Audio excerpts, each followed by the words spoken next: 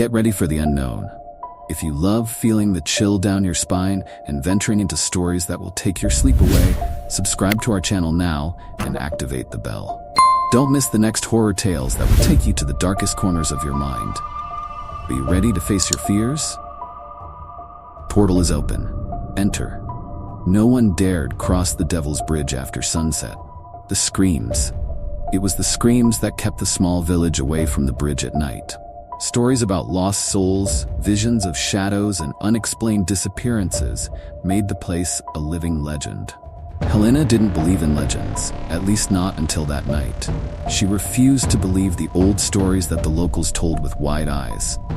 Until her brother disappeared without a trace. The last time he was seen, he was crossing the cursed bridge. Desperate and determined, Helena decided to do what no one else dared: cross the bridge alone. It was night. The air was heavy and damp, and the full moon illuminated the path with a pale glow. Every step echoed in the oppressive silence, and the distant sound of screams echoed as if from beneath her feet.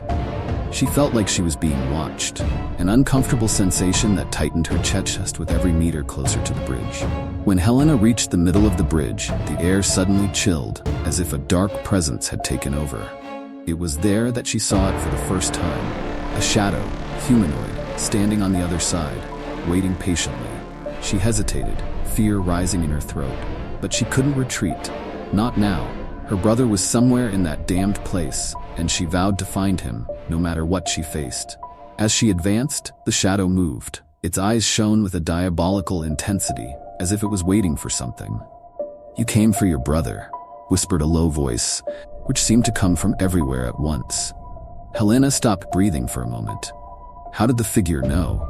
She realized too late that the legend wasn't just a story from centuries ago. The bridge was still under the control of the pact made with the devil. And now she had been pulled into this dark game. Back in the village, Helena began to investigate the bridge's past. It was her only chance of understanding what she was up against. The villagers spoke fearfully of the bridge's builder, a man who, in his desperation to finish the work in the 12th century, supposedly made a pact with the devil. The cunning builder tricked the devil by sending a dog to cross the bridge as the first living being, condemning the animal's soul instead of that of a human. But the devil, furious, swore that no one would ever cross that bridge in peace. With the help of an old man, Father Anton, Helena discovered an ancient manuscript that described events similar to those taking place now. Unexplained disappearances, visions of shadows and screams coming from under the bridge. The priest believed that the pact made by the builder had never been broken. The devil doesn't forgive Helena. He just waits for the next soul who dares to cross the line, said Anton, his eyes heavy with sadness. Helena knew she had to find out how to break this curse. The stories mentioned that, in order to trick the devil, the builder used a special amulet, which was lost in the depths under the bridge. According to legend, this amulet contained the only chance of annulling the pact. But no one who tried to retrieve it came back to tell the tale. The water flowing under the bridge was considered a portal, a passage to something darker than death. Determined, Helena went to the riverbank at night, armed only with the little knowledge she had gathered. The shadows moving under the bridge seemed more intense with every step she took towards the water. But something stopped her. The sound of a familiar, faint, almost unrecognizable voice. "Helena, help me." It was her brother's voice. Desperation overtook her, and she knew she was getting closer to finding out what was really going on. She approached the water and, as she looked at the surface, she saw something reflected that made her heart stop. It wasn't just the bridge, it was the devil, smiling back at her, as if he already knew how the story would end. Helena knew that the amulet mentioned in the stories was her only chance of saving her brother, and perhaps herself. However, finding its location would be an impossible task without help. She turned back to Father Anton, who was reluctant to involve her any further. "You are dealing with forces that we mortals cannot control," he warned.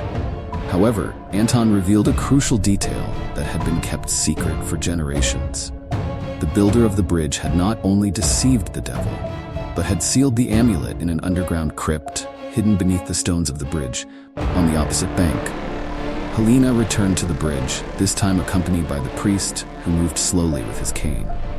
The night was too silent, as if the world around was waiting for something inevitable. When they reached the place described, Anton showed them an inscription in Latin on the stones at the base of the bridge. "He who opens this gate will release the darkness," Anton read.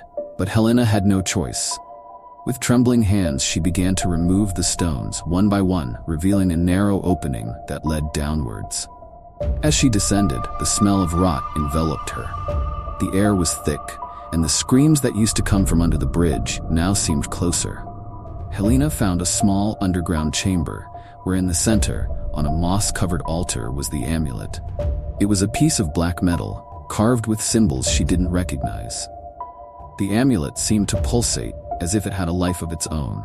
When Helena reached out to take it, the ground shook, and the water in the river began to bubble violently.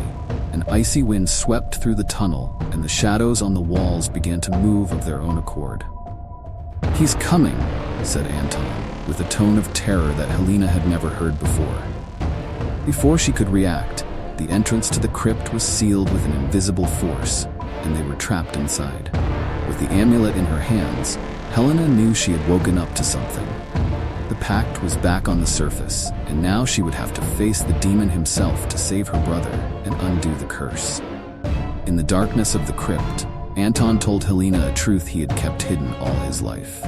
The builder of the bridge was actually Anton's ancestor, and the guilt of the pact ran in his blood. "My family is cursed, Helena.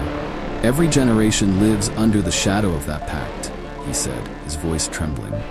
"And now that you've found the amulet, he wants to finish what he started." Helena was paralyzed. The demon didn't just want any soul, he wanted the bloodline of those who had deceived him. And Anton was the last. As Helena tried to process this revelation, the screams echoing off the walls of the crypt grew louder, as if the lost souls were being pulled closer. "He's here," whispered Anton. The presence in the chamber grew denser, and shadows began to materialize, forming figures of distorted and disfigured bodies. Helena knew that time was running out. With the amulet in hand, Helena had to figure out how to use it. The diary Anton had brought her contained ancient symbols and fragmented instructions. "You have to make a choice, Helena. Either you undo the pact or give yourself up," said Anton, his eyes full of sadness. The power of the amulet was real, but it would require a sacrifice. To break the pact, someone would have to pay the original price, a human soul crossing the bridge, but this time aware of its destiny. Helena felt the weight of the decision. She knew that her brother's fate was in the hands of the devil, but she also knew that Anton carried the blood of the one who started it all. Anton offered himself, willing to sacrifice himself to free the trapped souls and end the curse that haunted his family and the village. "I've lived with this guilt for a long time," he said, determined. However, Helena realized something that Anton hadn't considered. The devil had always been a deceiver, and Anton's sacrifice might not be enough to undo the pact. The devil wanted more. He wanted Helena too. Back on the bridge, the air was heavier than ever, and the dark presence of something ancient hung over the place. Helena, with the amulet in hand, knew that this would be the final moment. Anton, at her side, was prepared to sacrifice himself, but the devil had yet to show his true face. The shadows swirled around them, and the cries of the lost souls echoed like a funeral chorus, accompanying every step they took. Helena stopped in the middle of the bridge, feeling the weight of the amulet in her hand. She knew what she had to do, but the fear of being consumed by the darkness paralyzed her. It was then that the figure of the devil finally revealed itself. It wasn't a grotesque creature, as in the legends, but an elegant figure with a cruel smile. "You finally understood the game, Helena. But there's still one piece missing," he said in a soft, treacherous voice. The devil didn't just want Anton's sacrifice. He wanted a conscious choice, a voluntary offering from Helena. The bridge, the amulet, everything had been a test. "Cross the bridge of your own free will, Helena, and I'll let your brother go. Otherwise, he joins the other lost souls under my feet," he whispered, his eyes glowing like embers. Helena looked at Anton, the old priest with the weight of generations of guilt on his shoulders. He couldn't be the sacrifice. She knew what she had to do. With one last look at the distant village, she clutched the amulet tightly and took the first step towards the other side of the bridge. Each step made the air heavier, and the shadows closed in around her, as if ready to drag her into the abyss. When Helena took the last step, the world around her stopped. The shadows disappeared, and the sound of screams ceased. The bridge was empty again, and Helena knew she had fulfilled her pact. The demon smiled contentedly before disappearing, leaving only the echo of his words in the air. The game never ends. Helena had saved her brother, but the price of crossing the demon bridge was her own soul. Helena crossed the demon bridge, sealing her fate. The silence that once seemed to bring relief now enveloped her like an invisible prison. On the other side, she hoped to find peace, but all that was there was darkness and a deep emptiness. In the distance, the sound of the wind whispered, bringing the vague feeling that something was still wrong. The price had been paid, but the game didn't seem to be over. She looked back and saw her brother lying on the ground, as if he had just woken up from a nightmare. "Lucas!" she shouted, running towards him. He was alive, but he looked lost, confused, as if he didn't understand where he was. He looked at her with frightened eyes, not recognizing his sister. "Helena? What have you done?"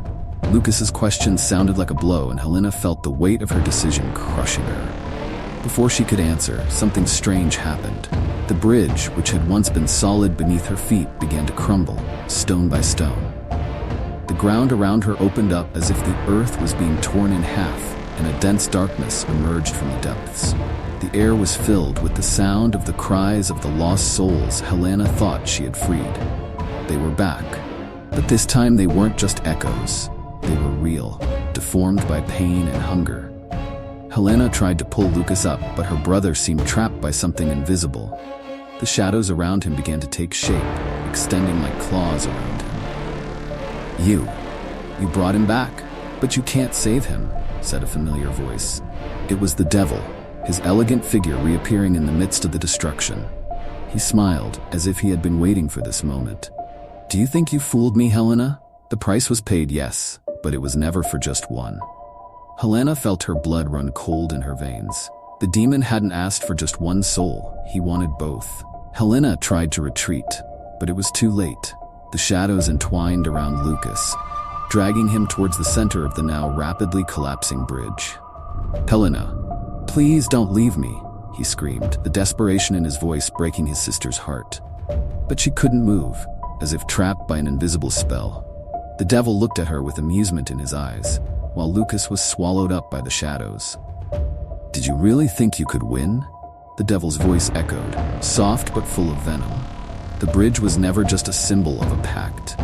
It is a portal between worlds, and every soul that passes through it becomes part of this eternal game. Helena felt the horror sink into her stomach. The pact wasn't just a bargain for a soul.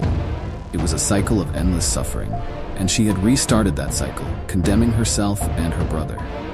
As Lucas disappeared into the depths, Helena felt the shadows turning against her. They didn't just want to take her. They wanted something deeper, something she couldn't identify, but could feel. Her will, her essence, her humanity. "You will join them," the devil whispered, leaning close to her. "But first, you need to understand the truth about this place." Suddenly, Helena was sucked into a terrible vision. She saw all the souls who had crossed the bridge before her, from the 12th century up to that moment. Children, men, women, all drawn into the abyss, all sacrificed by the same evil pact. But what terrified her most was the last image. She saw her own face reflected among the souls. She had always been part of the pact. From the beginning, fate had led her to that bridge. She had never had a choice. Back in reality, Helena fell to her knees, the weight of the truth crushing her mind. Everything she had done, every decision, every sacrifice, had not been to save her brother. Everything had been manipulated from the start, a carefully orchestrated piece in the devil's eternal game. "You were destined for this, Helena," he said, his voice closer now. "Fate is cruel, isn't it? But it's immutable." With a cry of pure determination, Helena gripped the amulet with all her strength, feeling a surge of energy course through her body. The devil stepped back, surprised for the first time, but his smile turned into an expression of rage. "You don't understand what you're doing," he shouted, as the shadows around him grew increasingly furious. But Helena pressed on. She invoked the power of the amulet, channeling her will and breaking the invisible barrier that trapped the souls. The shadows screamed in agony, and the bridge began to collapse entirely, sucked into itself. The imprisoned souls were freed, their cries turning into sighs of relief, but the destruction around Helena was complete. She had won, but the bridge could no longer hold. The price would be her own life. With the amulet activated, the bridge started to collapse definitively. The sky above her cracked, as if hell itself were falling apart, and the shadows vanished along with the devil. Helena felt the energy draining her strength. She knew that even by breaking the pact, she would not leave that place alive. The devil's bridge was finally destroyed, and the cycle had been broken, but at the cost of everything she knew. She looked to the horizon and saw Lucas standing in the distance. Her brother was free, and now he finally understood the sacrifice she had made. Helena smiled, though she knew her fate was sealed. The amulet shone brightly in her hands, and as the last stone of the bridge fell, Helena fell with it, disappearing into the depths of the abyss she had sealed. The devil was gone, but the void he left behind was almost worse. The village would forever be remembered as the place where the devil's bridge vanished, but the stories told by its inhabitants would never be complete. No one knew the true sacrifice of Helena, only that she had faced the devil and broken the pact that had condemned so many souls. However, in the distance, where the bridge once stood, a faint whisper echoed in the air, like the echo of a distant laugh. The devil may have lost the game, but hell never stays silent. The cycle was broken, but something far worse was still